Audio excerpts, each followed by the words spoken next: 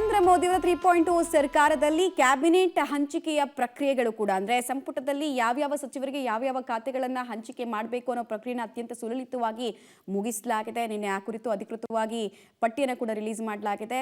ಹಿಂದೆ ಕೂಡ ರಕ್ಷಣಾ ಸಚಿವರಾಗಿದ್ದಂತಹ ರಾಜನಾಥ್ ಸಿಂಗ್ ಅವರನ್ನ ಮುಂದುವರಿಸೋದಕ್ಕೆ ಇಚ್ಛಿಸಲಾಗಿದೆ. ಹೀಗಾಗಿ ಈ ಸಲ ಕೂಡ ರಕ್ಷಣಾ ಇಲಾಖೆಯ ಜವಾಬ್ದಾರಿಯನ್ನು ಹೊತ್ತುಕೊಳ್ತಾ ಇದ್ದಾರೆ ಅವರು. ಅಮಿತ್ ಶಾ ಅವರು ಹಿಂದೆ ಕಮಾಂಡಬಲ್ ಜಾಬ್ ಅನ್ನು ಅವರ ಖಾತೆಯನ್ನ ಕೊಟ್ಟಾಗ ನಿಭಾಯಿಸಿದ್ರು. ಸೊ ಗೃಹ ಜೊತೆಗೆ ಸಹಕಾರ ಖಾತೆಯನ್ನು ಕೂಡ ಆಡ್ ಆನ್ ಮಾಡಲಾಗಿದೆ. ನಿತಿನ್ ಗಡ್ಕರಿ ಇಡೀ ದೇಶದಲ್ಲೇ ಸೆಕೆಂಡ್ ಲಾರ್ಜೆಸ್ಟ್ ರೋಡ್ ನೆಟ್ವರ್ಕ್ ಆಗಿ ನಮ್ಮ ದೇಶ ಹೊರಹೊಮ್ಮುವಂತೆ ಮಾಡಿತ್ತು. ರಸ್ತೆ ಸಾರಿಗೆ ಹಾಗೂ ಹೆದ್ದಾರಿಯ ಹಿಂದಿನ ಅವಧಿಯ ಸಚಿವರಾಗಿದ್ದರು ನಿತಿನ್ ಗಡ್ಕರಿ. ಈ ಸಲ ಕೂಡ ಅವರನ್ನು ಕಂಟಿನ್ಯೂ ಮಾಡಿದ್ದಾರೆ. P5 ಖಾತೆಗಳನ್ನು ಕಂಟಿನ್ಯೂ ಮಾಡಲಾಗಿದೆ. ಅಂದರೆ ಪವರ್ಫುಲ್ 5 ಖಾತೆಗಳನ್ನು ಹಿಂದೆ ಇದ್ದವರನ್ನೇ ಕಂಟಿನ್ಯೂ ಮಾಡಲಾಗಿದೆ. ನಿರ್ಮಲಾ ಸೀತಾರಾಮನ್ ಅವರಿಗೆ ಹಣಕಾಸು ಹಾಗೂ ಕಾರ್ಪೊರೇಟ್ ವ್ಯವಹಾರಗಳ ಜವಾಬ್ದಾರಿಯನ್ನು ಕೊಡಲಾಗಿದೆ.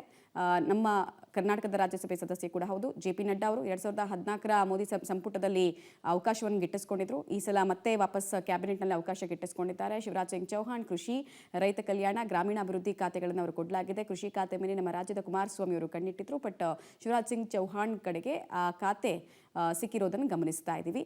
ಜೈಶಂಕರ್ ಹಿಂದಿನ ಅವಧಿಯಲ್ಲಿ ಈ ವಿದೇಶಾಂಗ ನೀತಿ 180 ಡಿಗ್ರಿ ಅಪ್ಲಿಫ್ಟ್ ಕೊಟ್ಟಂತಹ ಖ್ಯಾತಿ ಜೈಶಂಕರ್ ಇತ್ತು. ಸೊ ಈ ಸಲ ಕೂಡ ಅವರಿಗೆ ಅದೇ ಖಾತೆಯನ್ನು ನಿಭಾಯಿಸುವಂಥ ಜವಾಬ್ದಾರಿಯನ್ನು ಕೊಡಲಾಗಿದೆ. HD ಕುಮಾರಸ್ವಾಮಿ ಅವರಿಗೆ ಪ್ರಬಲ ಖಾತೆಯೇ ದಕ್ಕಿದೆ.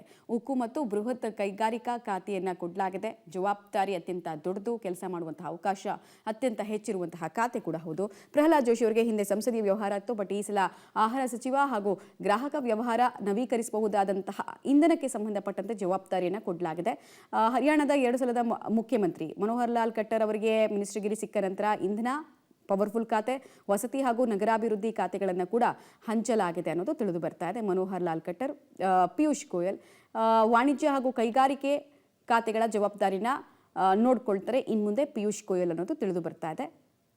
ಬಟ್ ಇವ್ರ ಬಗ್ಗೆ ಒಂದು ನಿರೀಕ್ಷೆ ಇತ್ತು, ರೈಲ್ವೆ ಅಥವಾ ಹಣಕಾಸು ಖಾತೆಗೆ ಸಂಬಂಧಪಟ್ಟಂತೆ ಕೊಡ್ತಾರೆ ಅಂತ. ಬಿಕಾಸ್ ಅವ್ರ ದೇಶದಲ್ಲಿ ನಂಬರ್ 1 CA. ಧರ್ಮೇಂದ್ರ ಪ್ರಧಾನ್ ಶಿಕ್ಷಣ ಖಾತೆಯನ್ನು ಕೊಡಲಾಗಿದೆ. RSS ಹಾಗೂ BJPಯ ಅತ್ಯಂತ ದೊಡ್ಡ ನಿರೀಕ್ಷೆ ಇರುವಂತಹ ಖಾತೆ ಅದು.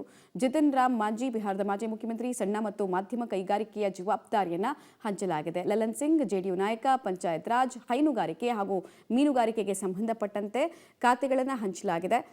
ಶೋಭಾ ಕರಂದ್ಲಾಜೆ ಅವರು ರಾಜ್ಯ ಖಾತೆ ಸಚಿವರು, ಸಣ್ಣ ಮತ್ತು ಮಧ್ಯಮ ಕೈಗಾರಿಕೆ ಹಾಗೂ ಕಾರ್ಮಿಕ ಖಾತೆಯನ್ನು ಕೊಡಲಾಗಿದೆ. ಅಂದರೆ ರಾಜ್ಯ ಖಾತೆ ಬೇಸಿಕಲಿ ಎರಡೂ ಕೂಡ ಕೆಲಸ ಮಾಡೋದಕ್ಕೆ ಅವಕಾಶ ಇರುವಂತಹ ಅತಿ ದೊಡ್ಡ ಖಾತೆಗಳು. ಅಗೇನ್ V ಸೋಮಣ್ಣ ಅವರು ರೈಲ್ವೆ ಹಾಗೂ ಜಲಶಕ್ತಿ ರಾಜ್ಯ ಖಾತೆಗಳನ್ನು ಕೊಟ್ಟಿದ್ದಾರೆ. ರೈಲ್ವೆ ಸ್ಟೇಟ್ ಮಿನಿಸ್ಟರ್ ಹಿಂದೆ ನಮ್ಮ ರಾಜ್ಯದಿಂದ ಇನ್ನೊಬ್ಬರಾಗಿದ್ದರು, ಅವರು KH ಮುನಿಯಪ್ಪ ಅವರು. ಸೊ ಈಗ ಅವ್ರ ಜವಾಬ್ದಾರಿನ ರೈಲ್ವೆ ಖಾತೆಗೆ ಸಂಬಂಧಪಟ್ಟಂತೆ V ಸೋಮಣ್ಣ ಅವರು ಕೂಡ ಹಂಚ್ಕೊಳ್ತಾ ಇದ್ದಾರೆ.